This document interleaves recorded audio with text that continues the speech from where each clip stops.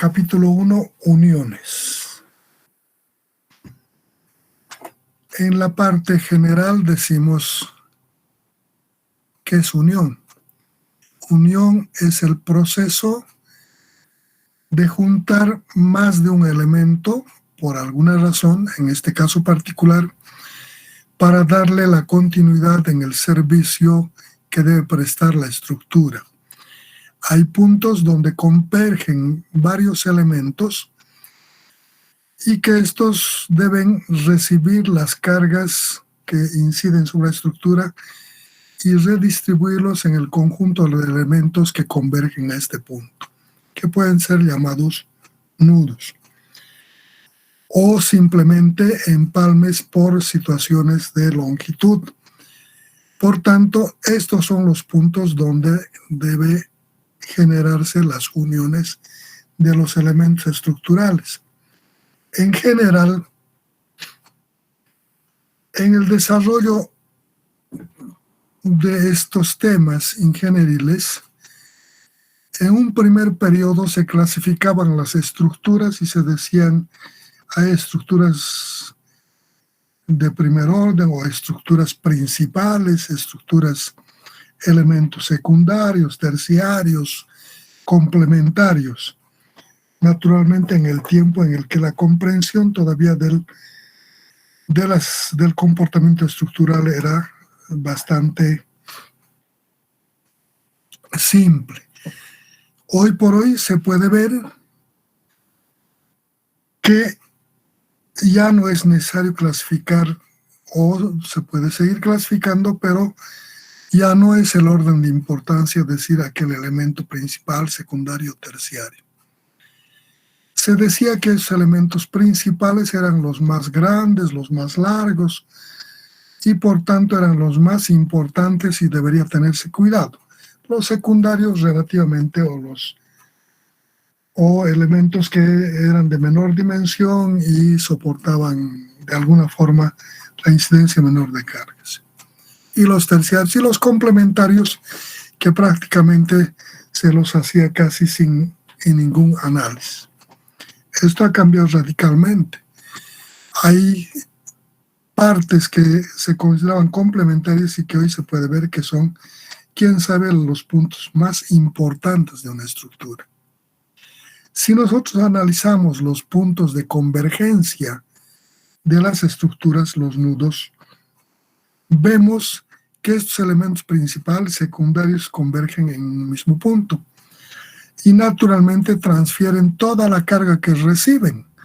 Por tanto, un nudo, un punto de convergencia, que puede ser donde requeramos hacer las uniones, puede ser un punto re importantísimo porque van a llegar cantidades de carga bastante grandes de todos los elementos y no solamente debe soportar estas cargas, sino debe generar un equilibrio estático en este punto con las cargas que llegan y una redistribución de estas cargas en función de las características de cada elemento.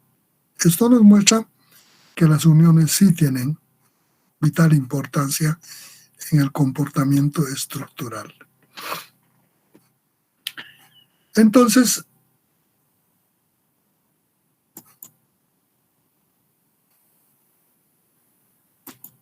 debemos darle el énfasis respectivo a estos puntos donde generamos las uniones. Aquí muestro algunos esquemas de uniones, por ejemplo, dos elementos placas unidas mediante unos elementos conectores, o los mismos dos placas mediante elementos de soldadura, las diferentes formas, unas con elementos cubreplaca, otras en traslape. Esta en traslape. Aquí vemos otros mecanismos de traslape, otro arreglo de una forma de presentación de una unión, dos elementos cruzados mediante elementos conectores, o un elemento que por alguna razón requiere un comportamiento muy particular donde colocamos un elemento pasador para juntar estos dos elementos. Arreglos diferentes que podemos concebir para la determinación o para la generación de estas uniones. Normalmente, hoy por hoy, con el desarrollo tecnológico y para los tipos de unión que vamos a ver en este nivel, porque las uniones no podemos ver en un solo nivel, van a ver en materias de diseño, que hay materiales que tienen la capacidad de ser amasados y generarse monolíticamente estas uniones, que también se los calcula, pero que debe verse en ese comportamiento. En este nivel vamos a ver a la unión de algunos elementos preelaborados que para conformar la geometría de la estructura debemos juntarlos en diferentes puntos. Para este hecho, el desarrollo tecnológico hoy por hoy nos presenta diferentes tipos de elementos de unión. Entre ellos tenemos los roblones. Es un roblón.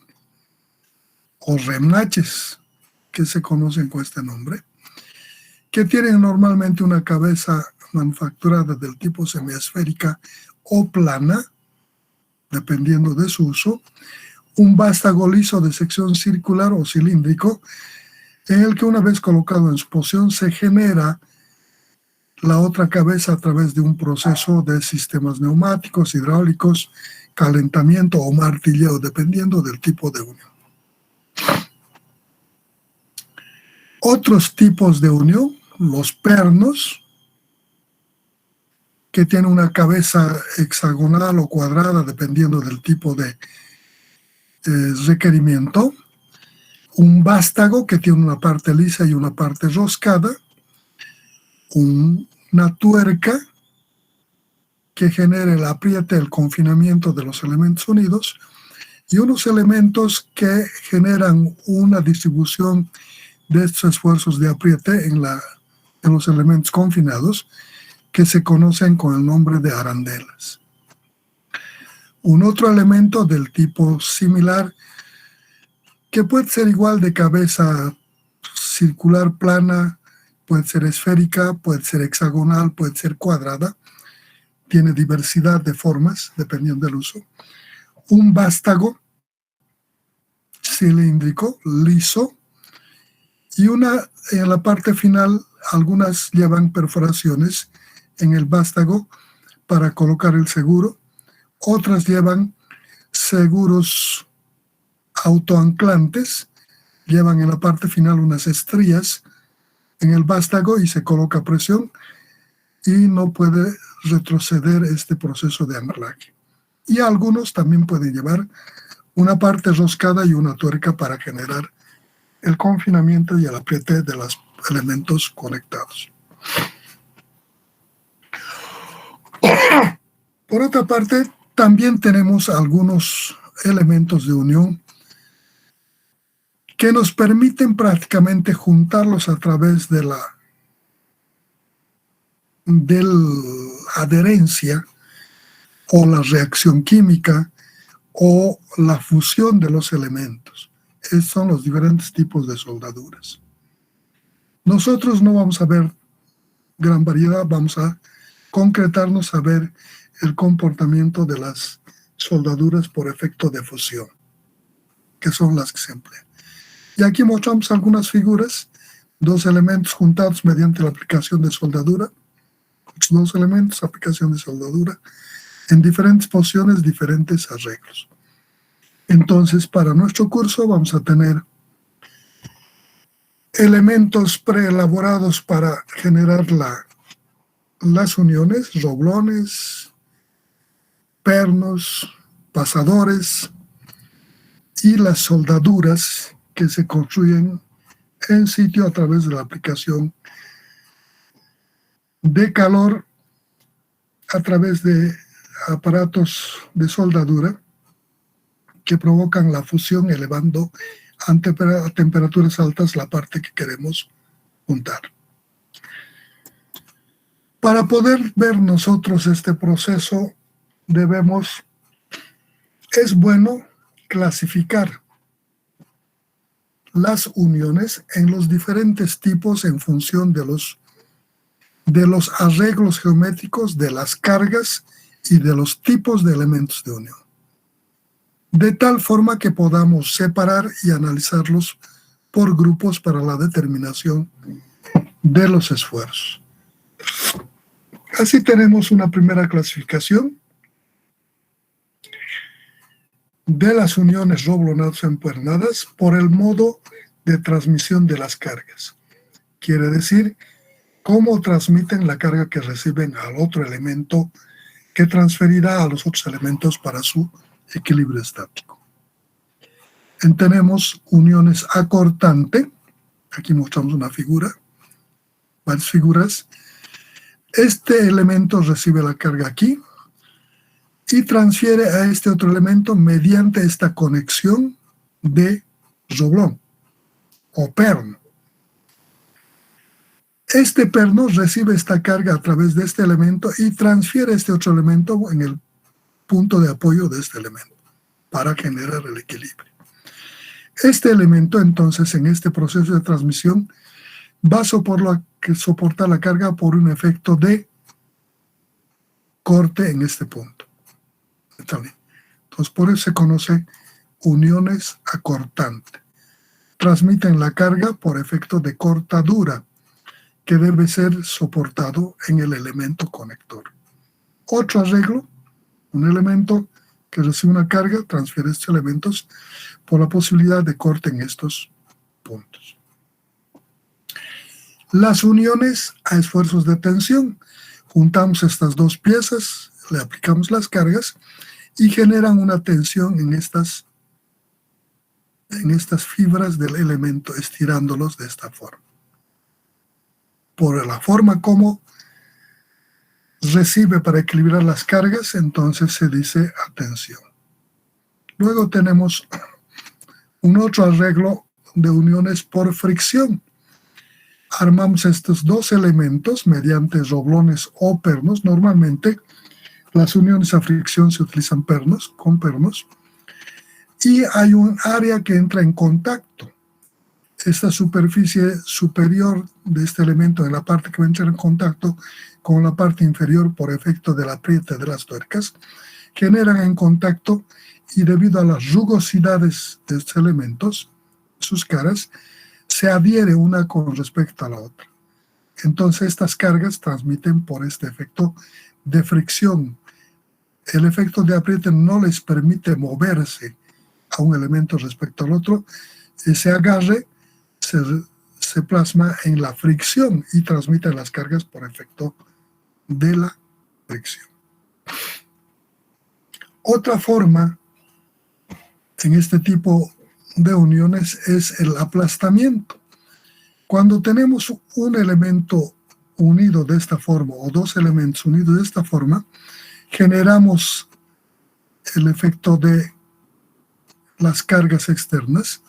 Estas se van a transmitir en un caso por efecto de corte y en otros, en realidad debe verificarse los dos estados. Y en el otro, cuando le aplica esto y esta carga, la parte que entra en contacto, la semiesfera, el perímetro semiesférico que queda en contacto con el elemento conector y la perforación del elemento conectado, entra en una especie de apoyo. Este apoyo en el tiempo puede generar un ensanchamiento de estas partes y una deformación. Por tanto, en estos casos, aquí mostramos en planta, esta parte es lo que se ha ensanchado y podemos mostrar aquí. Puede ser que se ensanche la perforación o puede ser que se desgaste el vástago que entra en contacto generando una deformación como en este caso, ¿no? Desplazamientos. Entonces a esto llamamos uniones por aplastamiento. También se pueden dar por efecto de esfuerzos combinados. Podría hacer la combinación de varios de estos esfuerzos, por ejemplo, que puede ser el corte, puede ser el aplastamiento. Entonces a eso llamamos los esfuerzos combinados, ¿no? Que van a transmitir las cargas no por un solo tipo, sino que para generar el colapso van a depender de que aparte de transmitir por efecto de aplastamiento o de corte, deban transmitir por un otro comportamiento que depende del arreglo que hagamos en la estructuración, de la unión, el esquema o la geometría. Una otra forma de clasificar las uniones es por el tipo de carga y su localización respecto al conjunto de conectores. Aquí tenemos una unión. El tipo de carga es una carga lineal, P, concentrada, puntual, aplicada de tal forma que pasa por el centroide del conjunto de elementos. Si nosotros prolongamos esta línea, va a pasar por el centroide del grupo de conectores. Vista en planta, vista en una sección lateral, dos placas unidas mediante dos cubreplacas y los elementos conectores roblones o pernos. Entonces, en este caso, vemos que la carga pasa por el centroide del grupo de conectores. A estas llamamos uniones a carga axial directa. Uniones a carga axial directa. También podemos tener un otro arreglo de funcionamiento de una unión de esta forma. Dos elementos unidos mediante pernos o roblones con esta disposición. Las cargas que van a incidir de tal forma, de esta manera, que van a generar solo momento, un par colocado de dos fuerzas a la misma distancia del centroide a un lado y otro lado, va a funcionar como un par y generará un efecto de torsor que intentará hacer girar esta placa con respecto a esta otra. ¿Vale? Entonces, por eso llamamos uniones a momento puro o uniones a cortante. La única fuerza que actúa es la cortadura. No hay componente externo. De la sumatoria de fuerzas verticales se van a anular y solo va a aparecer un momento torsor. Y eso va a generar un efecto de corte. A eso se llama uniones a momento puro o uniones a cortante. También podemos ver un arreglo similar en el que vamos a unir dos elementos mediante pernos o roblones y la carga aplicada en un punto de uno de los elementos. Vemos en este caso que esta carga no es un par, es una carga que tiene una cierta excentricidad con respecto al centroide del grupo de conectores. Por tanto, podemos plantear un sistema equivalente en el que podemos trasladar esta fuerza al centroide y más el efecto de la excentricidad.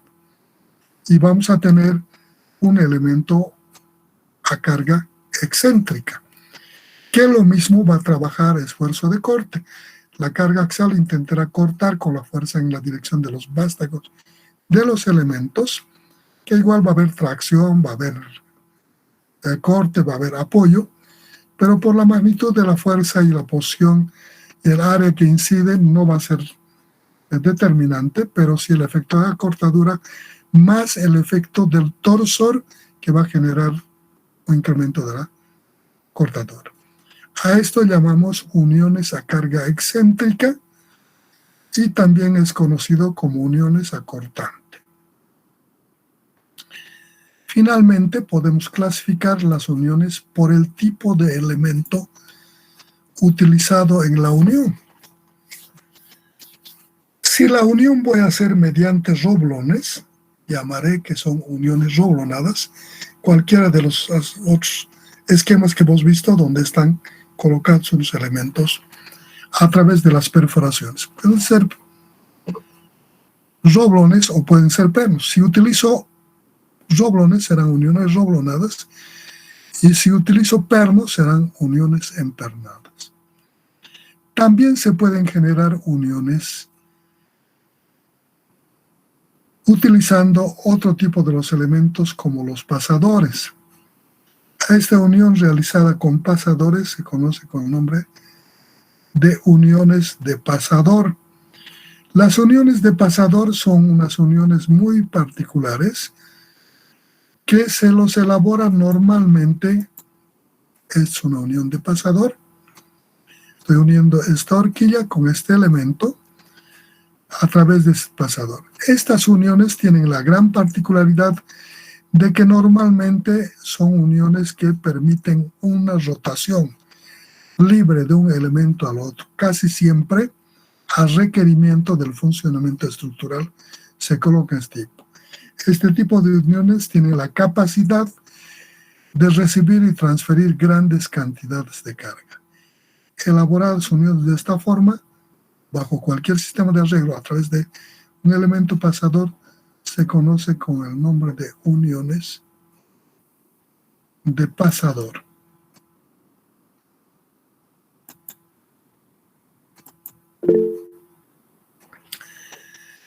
Finalmente, podemos también no unir a través de elementos prefabricados, sino a través de la fusión, que es la unión de soldadura.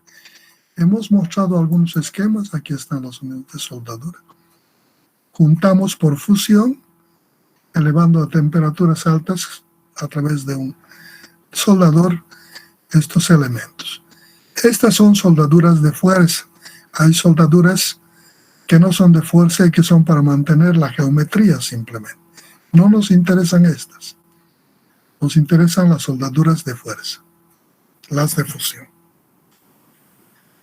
Entonces, así hemos clasificado las uniones por el tipo de elemento, por cómo transmiten las cargas, por el tipo de carga y su ubicación respecto al conjunto de elementos conectores.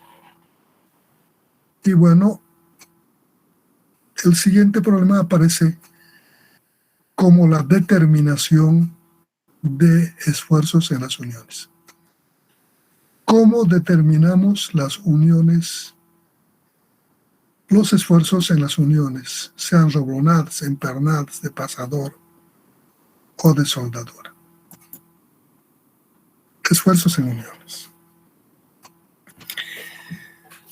Para la determinación de esfuerzos en uniones vamos a aplicarle en la clasificación por el tipo de elemento utilizado en cada unión. Primero vamos a ver las uniones roblonadas y empernadas que tienen el mismo comportamiento. Entonces, en las uniones roblonadas podemos unir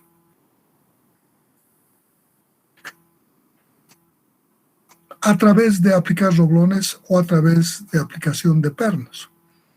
Si nosotros analizamos un comportamiento de una unión roblonada, vamos a ver que aparece una cantidad bastante grande de parámetros que debemos considerar en el comportamiento de la unión. Van a aparecer excentricidades del proceso constructivo, van a aparecer como consecuencia de los puntos de apoyo entre conectores y elementos conectados, concentraciones de esfuerzos. Van a aparecer efectos de las holguras, la separación entre elementos conectados y los conectores, las deformaciones que se van a generar en los elementos conectados y los conectores, el grado de distribución de los esfuerzos. Entonces va a aparecer una cantidad bastante grande de parámetros que debemos considerar un análisis elástico de este comportamiento, bajo teoría elástica. Los autores dicen que para evitar esta gran inversión de tiempo en el análisis de tantos aspectos, dice, podríamos partir de unas hipótesis en el que si bien se van a dar todos este conjunto de aspectos, cuando la estructura esté en términos, la unión esté en términos aceptables, que no sean grandes estas deformaciones, estas excentricidades o la concentración de esfuerzos, podríamos obviarlos y decir que no ocurre, aun cuando ocurre, y no considerarlos los esfuerzos que se generan adicionalmente por este gran conjunto de aspectos que sí se suceden en una unión, siempre y cuando la unión esté dentro de parámetros aceptables, no aquellas que ya han generado deformaciones grandes o concentraciones de esfuerzos grandes, holguras mucho mayores a las permisibles o admisibles, que van a generar el colapso estructural. Entonces, a los esfuerzos determinados bajo estas hipótesis iniciales de simplificación del problema se conoce como esfuerzos nominales. En el presente curso vamos a aprender a determinar los esfuerzos nominales. Un esfuerzo real, entonces, será aquel esfuerzo nominal dividido entre un factor de seguridad que debe cubrir esta simplificación que se ha hecho a través de las hipótesis iniciales de partida. Este es nuestro tema. Entonces, en la determinación de esfuerzos nominales en uniones roblonadas, podemos analizar el primer caso, uniones roblonadas bajo carga axial directa. En la clasificación por el tipo de carga y su punto de aplicación respecto a los elementos conectores,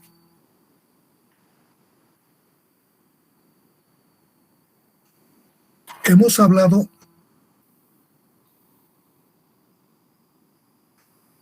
de cargas bajo carga axial directa, uniones a momento puro y uniones a carga excéntrica. Entonces vamos a empezar por las uniones a carga axial directa. Aquellas uniones en las que las cargas pasan a través de la sección del centroide del grupo de las secciones de conectores. Entonces aquí tenemos. Dicen también los que desarrollan este tema, cuando estemos analizando el comportamiento de una unión, hay dos formas de análisis. Una, plantear en el esquema la unión tal cual se va a dar y analizar todos los posibles esfuerzos que van a generar el comportamiento de la unión. Otra dice, ver ese comportamiento de esa estructura y qué posibilidades de fallas se pueden dar en este arreglo. Si somos capaces de identificar los posibles tipos de fallas, dice, podríamos concretarnos a generar la formulación matemática que nos permita determinar los esfuerzos de esos probables tipos de falla y garantizar las dimensiones para que no ocurra esos tipos de falla. Si bien mencionan los dos tipos la mayoría de los autores, al final todos desarrollan bajo la segunda metodología de identificación de los posibles tipos de fallas.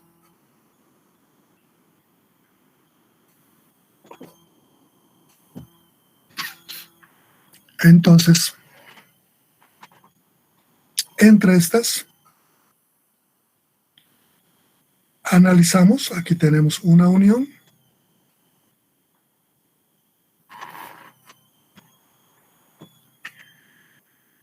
si nosotros le aplicamos las cargas a estos elementos, esto jala aquí, puede ocurrir, ¿qué puede ocurrir? A ver, ¿qué podrían decirme que ocurre en este elemento cuando le aplicamos estas cargas? ¿Qué posibilidad de falla hay? ¿Qué cosa podría fallar en esto?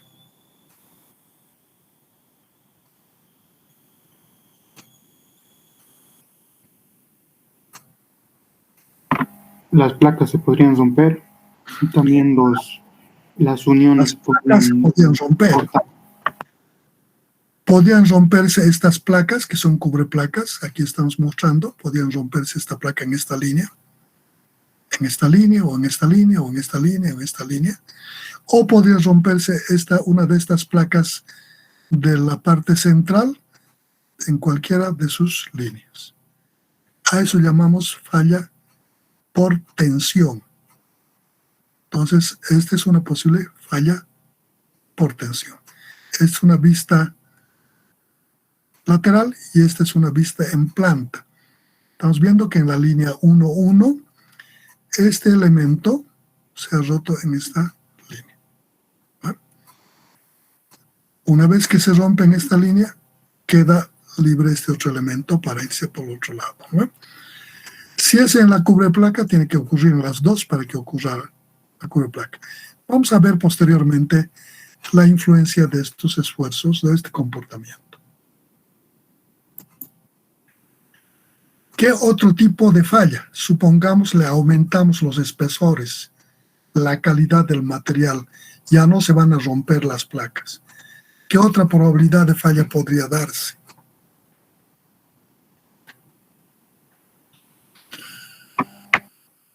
Ahora las uniones serían las afectadas. Se podrían cortar estos vástagos, ¿no? Aquí. Aquí está, los ojitos. Si se cortan los vástagos, esta se va a un lado y esto al otro lado. Por corte. Falla por corte del vástago de los conectores. Esto es una vista lateral, esto es una vista en planta. Si es en planta, es sección, y aquí sus vistas de las fallas.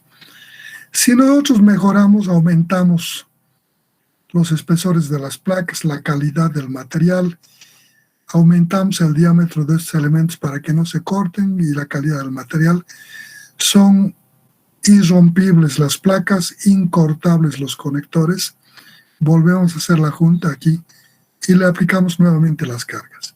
¿Qué podría ocurrir? ¿Qué otro tipo de falla podría darse?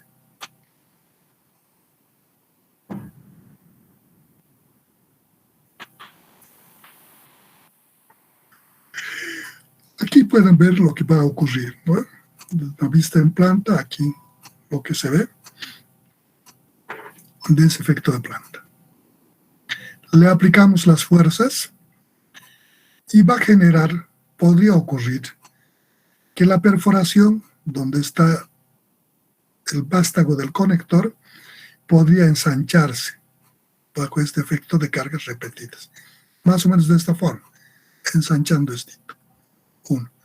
2, podría aplastarse el vástago de tal forma que genere igual una holgura.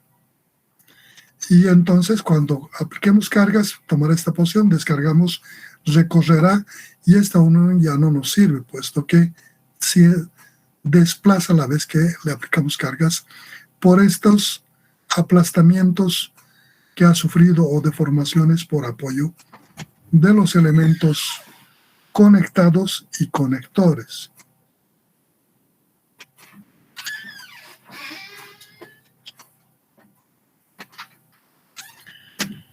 ¿Qué es la otra falla?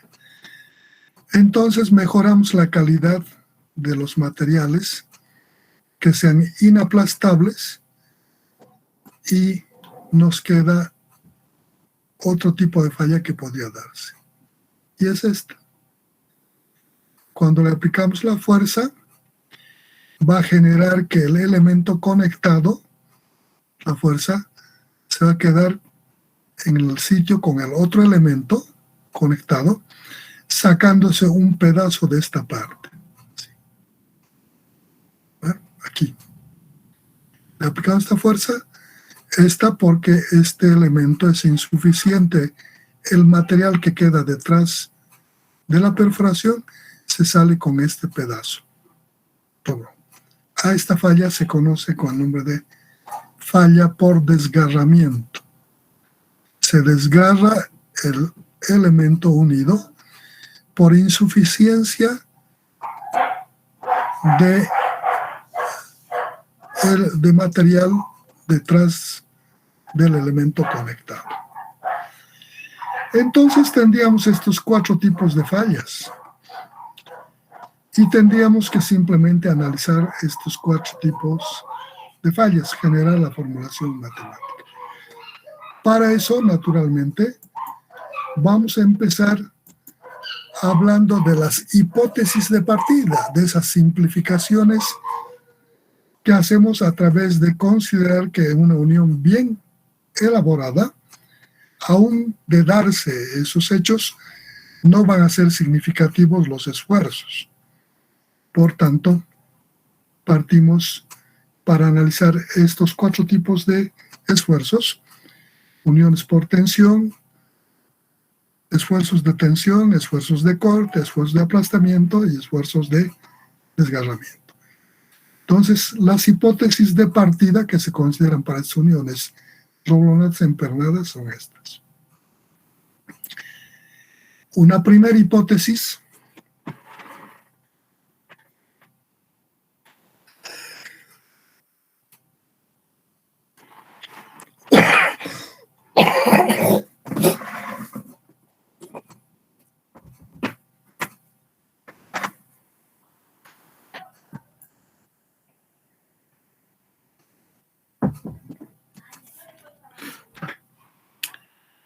dice: en las uniones por apoyo se desprecia la resistencia por fricción al deslizamiento entre elementos unidos. Cuando unimos, vamos a irnos atrás, aquí por ejemplo, unimos estos elementos de esta forma, con estos 2 o con 1, no importa. Unimos en el proceso constructivo, colocamos el roblón y armamos la otra cabeza manufacturada por cualquier sistema. En este proceso hemos generado un ajuste de estos elementos por el proceso constructivo. Pero nuestro propósito no era generar un apriete de estos, porque no estamos queriendo que transfiera las cargas por fricción en las partes que entran en contacto, sino simplemente a través de estos roblones. El proceso constructivo hace que se genere un apriete en estas áreas que entran en contacto los elementos. Sus rugosidades hacen que se agarren y por tanto aparece fricción. Una pequeña cantidad de esfuerzo de fricción. Estas fricciones no son grandes. Le aplicamos las cargas y cuando las cargas sean un poquito mayores, esta fricción ya no va a funcionar, se va a deslizar, va a anularse, porque la carga que le estamos aplicando a la unión es mayor a esa fricción que se generó por efecto solo constructivo. El propósito no era generar fricción. Por tanto, a partir de ese momento, esta fricción ya no existe. Por esa razón se dice en esta hipótesis que no vamos a considerar ese efecto de fricción cuando las cargas se van a transmitir no por fricción, sino por apoyo entre conector y elementos conectados. La segunda hipótesis dice: se desprecia la deformación de los elementos unidos bajo las cargas. Cuando unimos los elementos, aquí, vamos a buscar otra figurita más.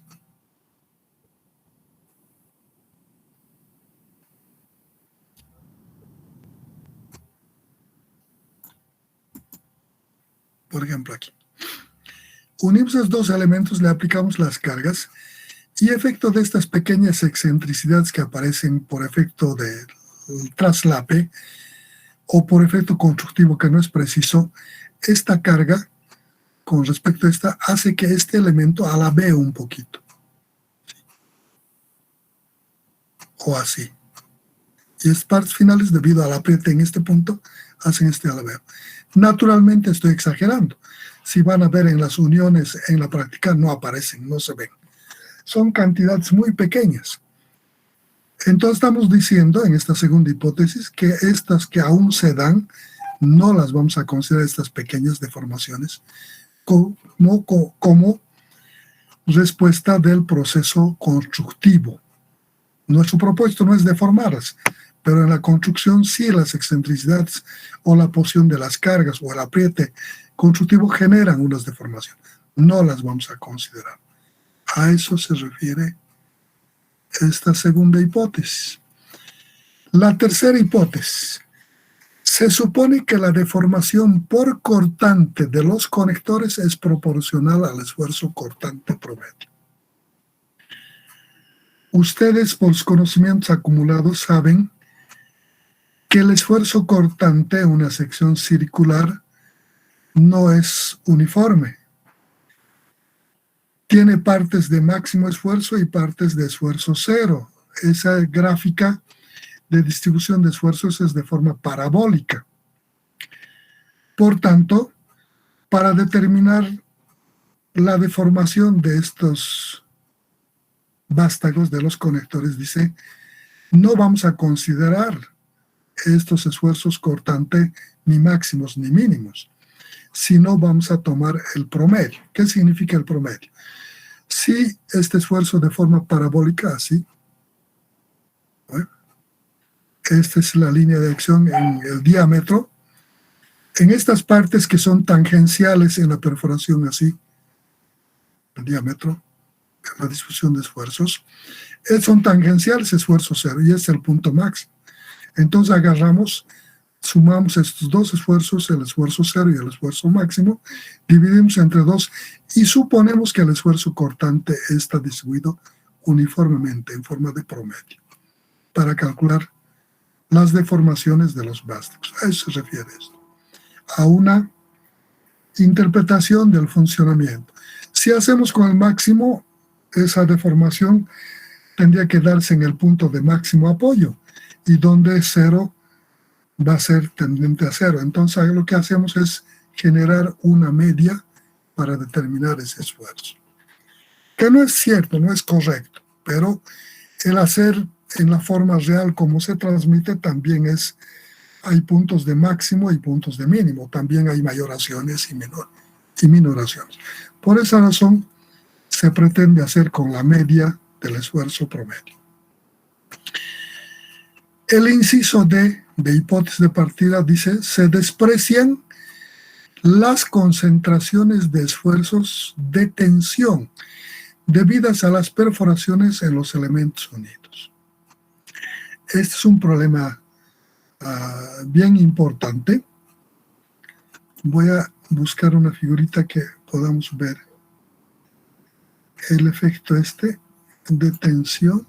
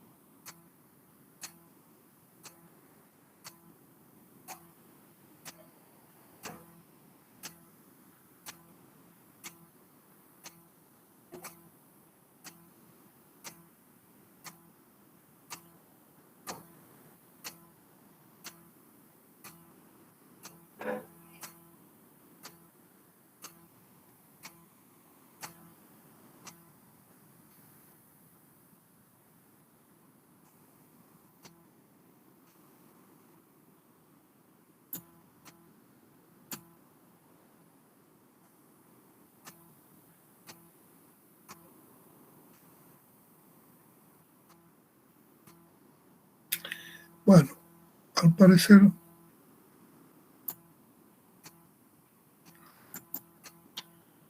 lo tengo aquí. Pero ¿qué es el efecto de tensión? Aquí dice, en esta hipótesis estamos diciendo se desprecian las concentraciones de esfuerzos de tensión debidas a las perforaciones en los elementos de unión. Prefiero buscar un poquito más porque es importante que vean la figurita.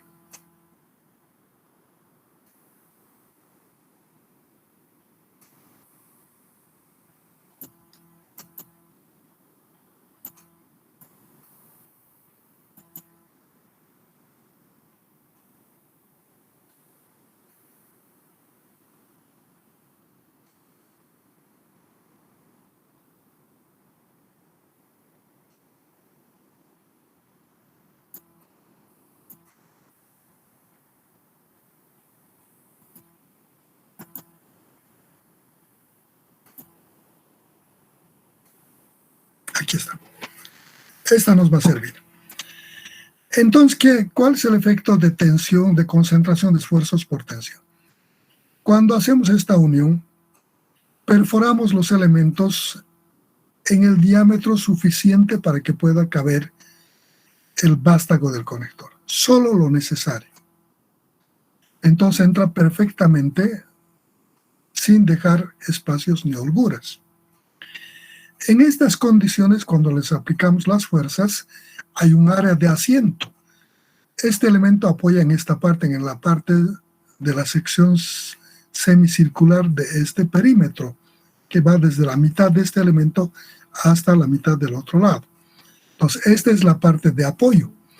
Esta placa que tiene esta tendencia, la parte de apoyo es esta. Ese efecto de apoyo, este esfuerzo, no es uniforme. Este efecto de apoyo tiene un punto de máximo apoyo y un punto que es tangencial en esta parte de esfuerzo cero. Por tanto, esa distribución es más o menos de esta forma. Aquí ceros y esta es la parte exagerando del punto de máximo apoyo en este punto. Resulta que si nosotros hacemos una perforación mayor a la necesaria y vemos que el asiento no es en toda la perforación, en el semiperímetro de la perforación, el vástago del conector, sino en una parte de ella, como en este caso, resulta que esta concentración de esfuerzos crece tremendamente. Entonces nos está diciendo que no vamos a considerar este efecto de concentración de esfuerzos siempre y cuando la perforación sea la estrictamente necesaria para que pueda caber en ella el vástago del conector. No vamos a, en el caso en que la perforación por cualquier razón se haga mayor al vástago del conector, deberemos considerar el efecto de concentración de esfuerzos porque el área de asiento, de apoyo, es diferente a este caso. Entonces, para estos casos, suponemos el área, la distribución de esfuerzos en forma de promedio. Máximo, mínimo, 0, entre 2 y trabajamos con este esfuerzo. Estamos diciendo que no vamos a considerar ese efecto de concentración de esfuerzos. Aquí. Se desprecian las concentraciones de esfuerzos de tensión. Estamos diciendo que vamos a despreciar ese máximo y vamos a trabajar con la media de ese esfuerzo. El inciso E dice, se supone que el esfuerzo cortante en los conectores está uniformemente distribuido sobre su sección transversal. Esto ya habíamos hablado en este inciso para determinar, hemos dicho que vamos a considerar el esfuerzo promedio para determinar la deformación del vástago de los conectores. Ya estamos suponiendo que eso va a ser uniformemente distribuido en esa sección. El inciso F dice, se supone que el esfuerzo de aplastamiento entre los conectores y los elementos unidos están uniformemente distribuidos sobre su superficie nominal de contacto. No es cierto. Este no es verdad. Pero también vamos a suponer que ocurre esto. Si nos vamos al caso de los aplastamientos, el aplastamiento es el ensanchamiento de la perforación o el desgaste del vástago, ¿no? Y entonces en este proceso, como el problema voy a analizar por transferencia de cargas, por este efecto de apoyo, resulta que el apoyo tampoco es uniforme. Entonces tiene puntos de máximo. Si esto jalo a este lado, este semiperímetro de este lado va a apoyar, ¿no? El semiperímetro del vástago sobre el semiperímetro de la perforación. Para esta placa, con este será este otro lado. Y por tanto, estas partes tangenciales perpendiculares a la carga son de esfuerzo cero. Y estos puntos que son en la dirección de la fuerza, en el sentido opuesto, son de máximo. Y entonces este esfuerzo es también aproximadamente así. Un sistema parabólico. Entonces dice, no voy a considerar este efecto de apoyo de esta forma, sino voy a analizar como un apoyo promedio de este comportamiento.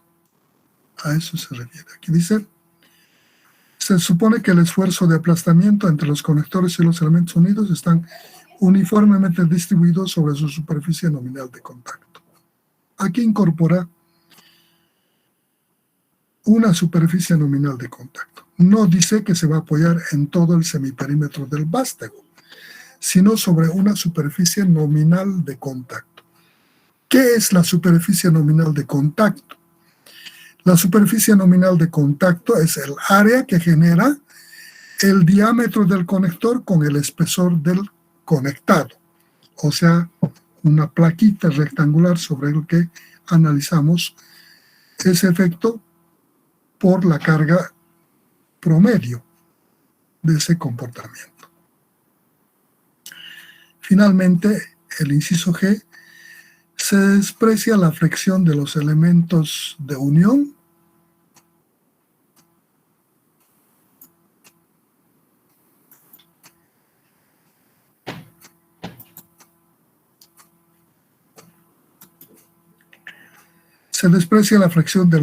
de unión. Durante el proceso de unión, vamos a ver un poquito más arriba, creo.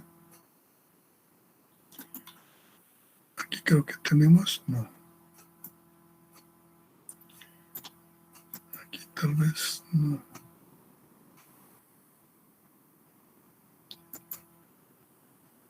Aquí.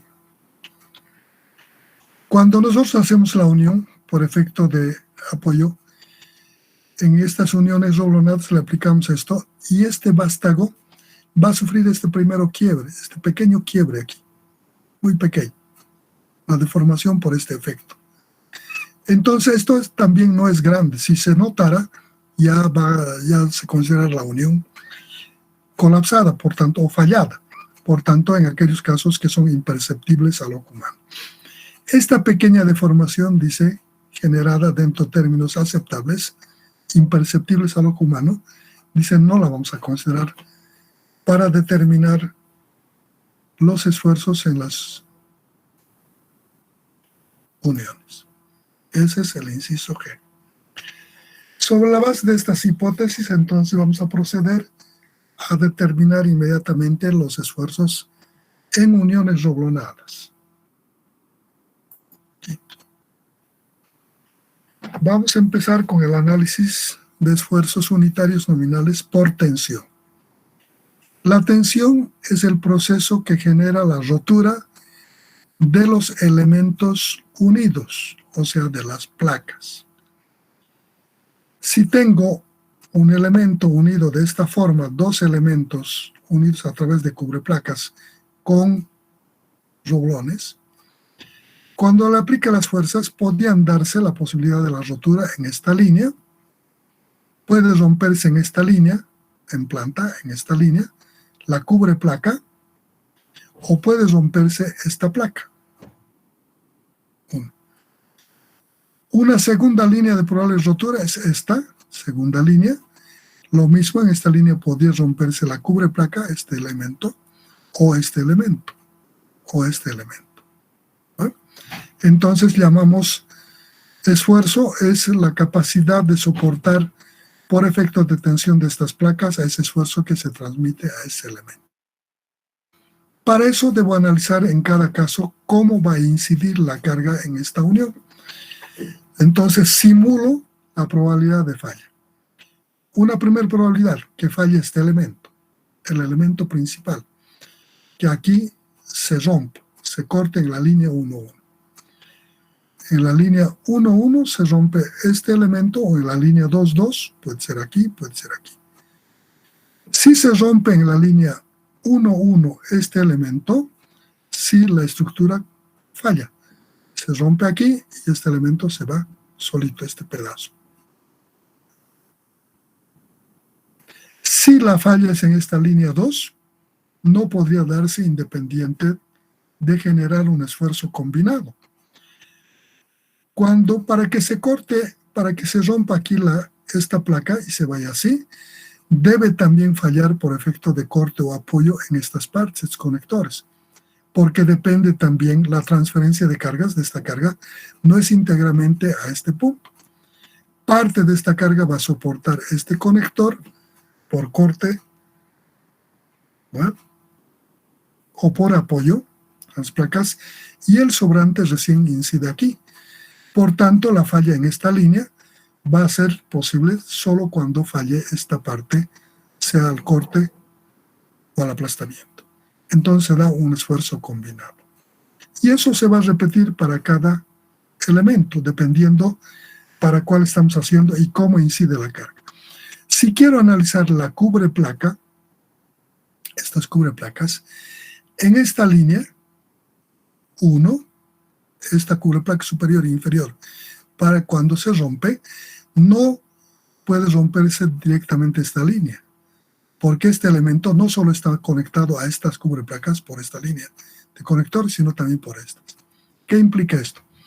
Que para que estos elementos con este colapse la estructura de unión, debe romperse aquí y debe cortarse aquí, o debe aplastarse.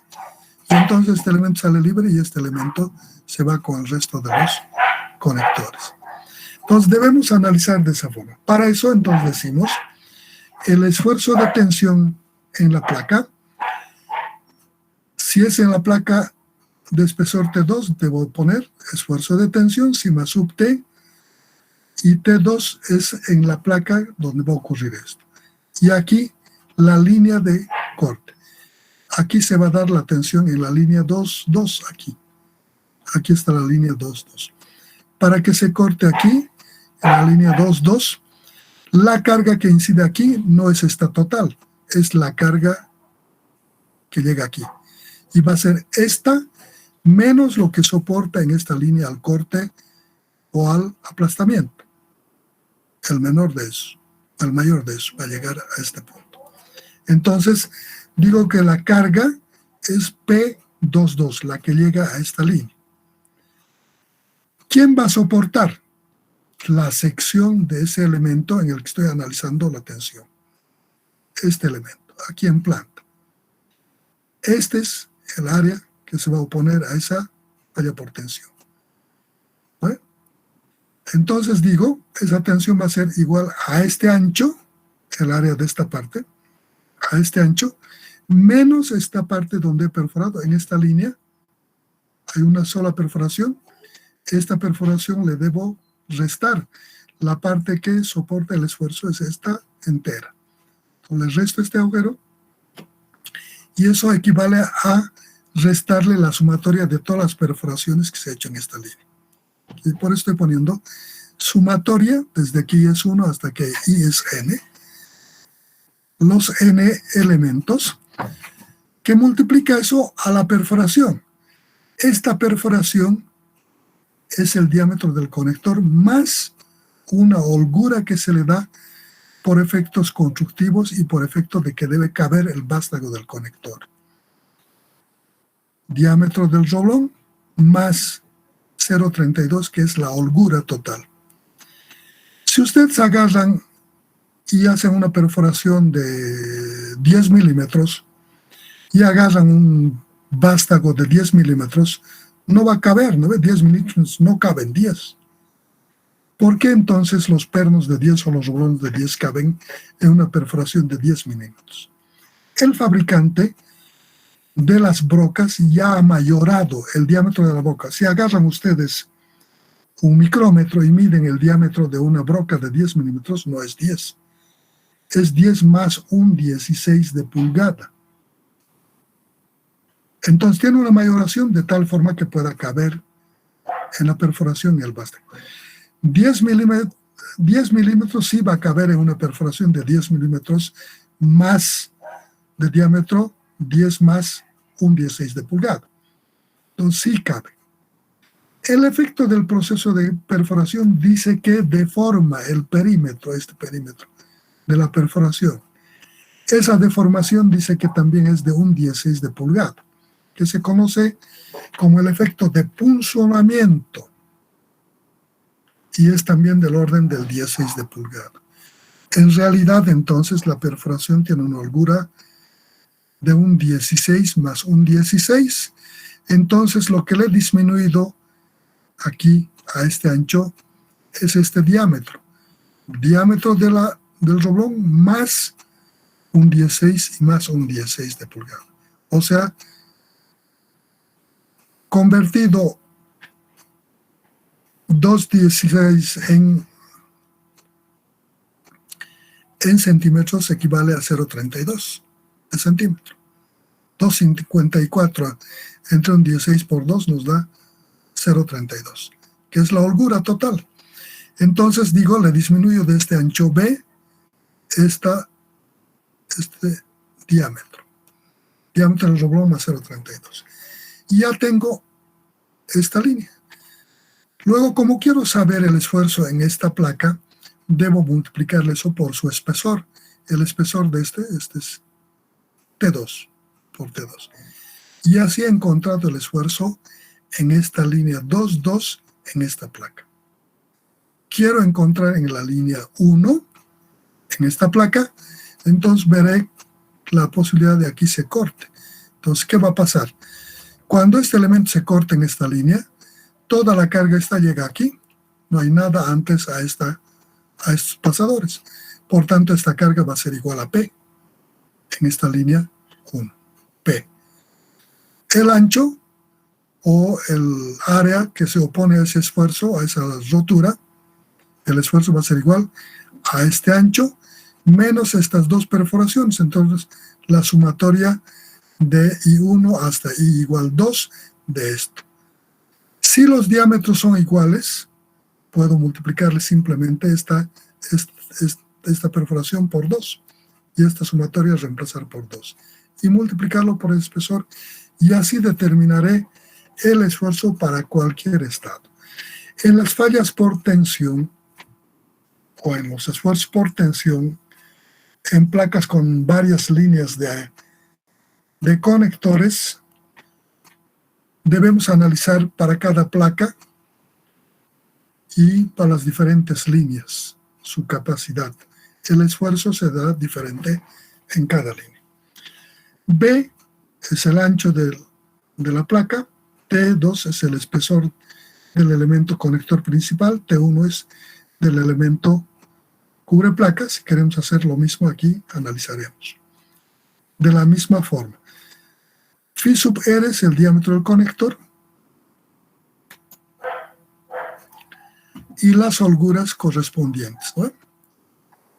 1/8 de pulgada, un 16 para que pueda caber el vástago, más un 16 por efecto de punzonamiento equivale a 1/8, que es 0,32 de holgura. Y esa es la forma. Aquí está desarrollado para las cubreplacas. ¿Qué pasa con las cubreplacas? Hay que ver cómo incide la carga en la cubreplaca. No es igual que en la placa. La metodología es la misma, pero para que falle la cubreplaca en este nivel, ¿no? La carga viene de este lado, la transmite en la mitad a este lado. Por tanto, es el esfuerzo combinado para la línea 1. Y la línea 2 puede ser directa, inversamente para este elemento.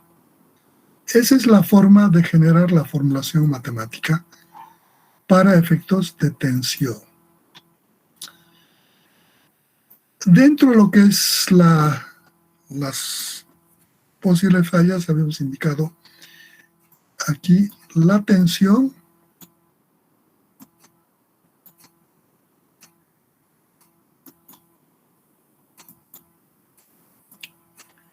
aquí.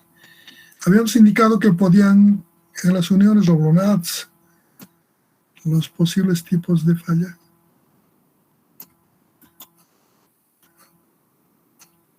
Bueno, no encuentro. Habíamos indicado que podían darse por tensión en las placas, por corte en los elementos conectores y por aplastamiento o apoyo tanto en los conectores como en las placas y el desgarramiento. Ya hemos determinado la formulación matemática para lo que son los esfuerzos de tensión en las placas. que hemos determinado.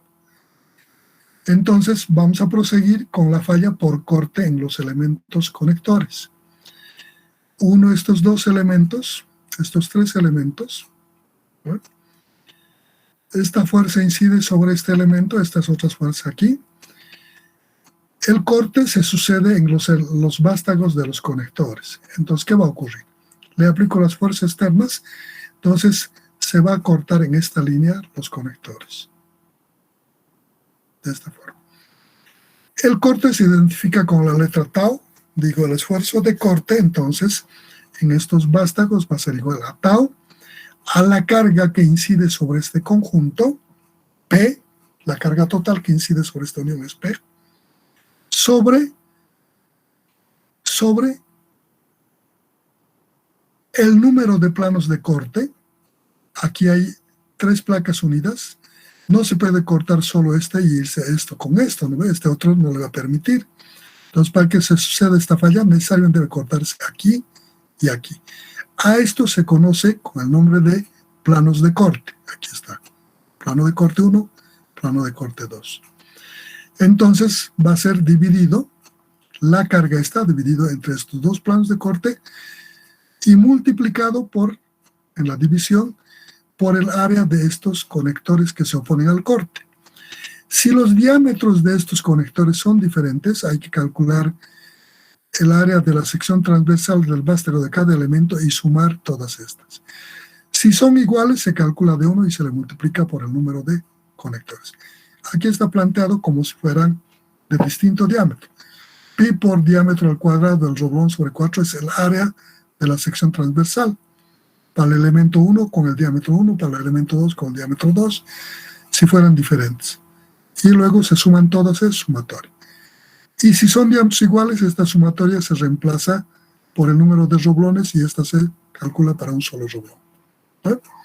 Esa es la forma de determinación de esfuerzo de corte en las uniones roblonadas.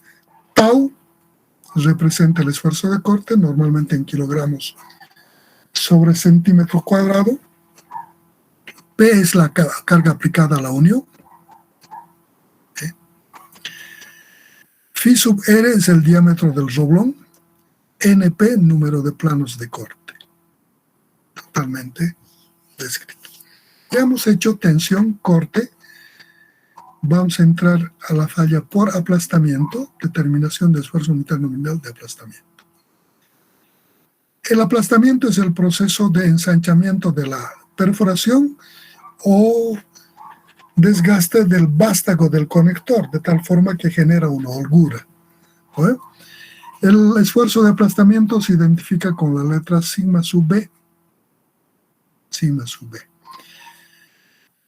Como el aplastamiento sucede entre el elemento unido y el elemento de unión o conector, entonces si hay más de un elemento unido, debemos especificar con cuál elemento estamos haciendo el esfuerzo.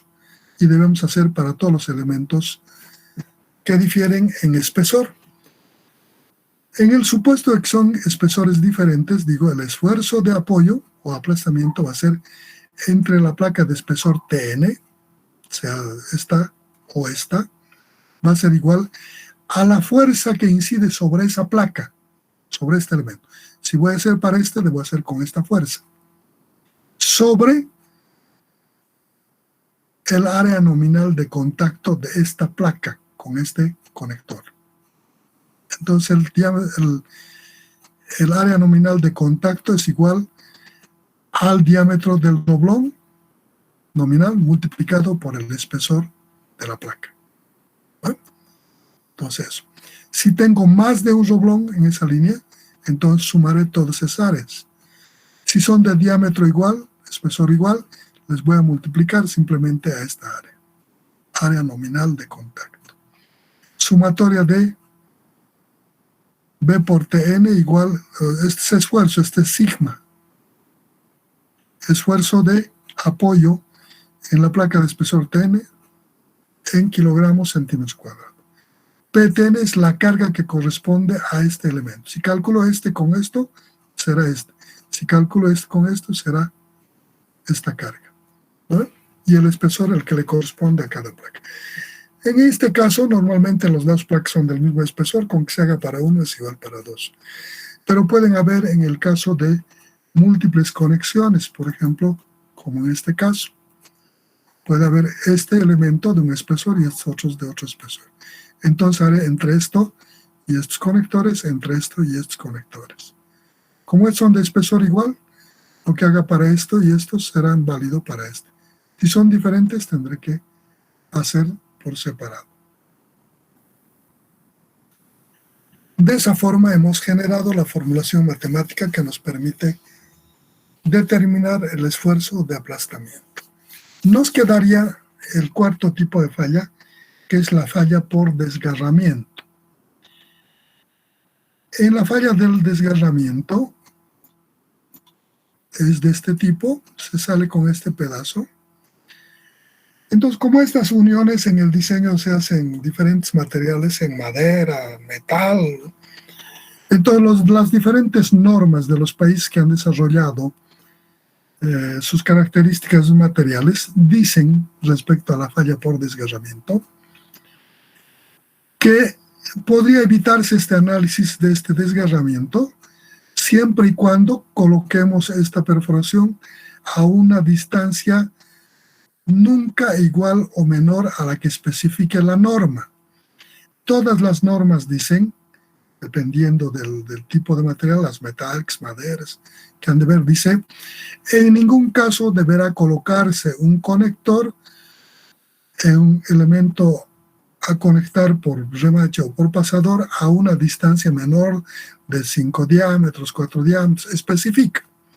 Entonces se pone esa condición, se hace, cumple eso y no hay necesidad de generar este esfuerzo de aplazamiento. Solo con cumplir la normativa correspondiente para el tipo de materiales que estamos utilizando es suficiente. Entonces, de esa forma hemos generado las formulaciones matemáticas para las uniones roblonadas bajo carga axial directa. ¿Alguna duda? ¿Alguna pregunta hasta aquí?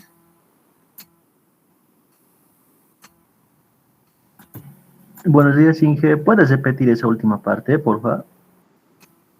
De la falla por desgarramiento. Sí. Entonces dice, el desgarramiento se sucede de esta forma. Normalmente se sucede porque hay insuficiente cantidad de material en la parte posterior o la parte que soporta al elemento conector en la unión. Entonces, todos los países que tienen sus normas de los diferentes materiales especifican que para evitar esta falla por desgarramiento no debe colocarse ningún conector a menos de una distancia mínima requerida para evitar esta falla. Con cumplir eso es suficiente. Dicen normalmente en diámetros de esto. Dicen 4 o 5 diámetros del conector debe ser la distancia mínima de esa perforación al extremo libre, en el caso de los extremos libres. Si yo le pongo aquí esta perforación y le aplico esta fuerza, imposible que esta cantidad se salga aquí, ¿no? La cantidad de material que le soporta para evitar el desgarramiento es grande. Usted siempre, casi todos tienen los cuadernitos de espira, de argolla, ¿no ve? Y cada vez sacan hojitas, ¿no ve? Agarran, abren y agarran de un extremo y jalan y se sale todas con unos pedacitos por atrás, así que quedan en la argolla o en el papel, pero desgarrado así. Ese es un proceso de falla. Eso ocurre porque la distancia de la espira hacia la parte final de la hoja es pequeña.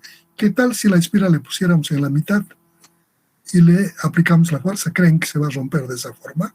No, probablemente se va a romper de otra forma, ya no se va a desgarrar esa mitad que queda de la hoja al extremo libre. Ese es el proceso de falla. Y depende solo de esta cantidad de material que quede detrás de la perforación. No sé si te he aclarado, si no me dices. Sí, Inge, gracias. Está bien. Bueno, entonces, hemos visto la generación de la formulación de esfuerzos en uniones roblonadas bajo carga axial directa. Nos queda generar las formulaciones a momento puro de uniones roblonadas y a carga excéntrica de uniones roblonadas. Y naturalmente la aplicación numérica. Hoy vamos a quedar aquí y mañana vamos a hacer la aplicación numérica. Nos vemos, jóvenes.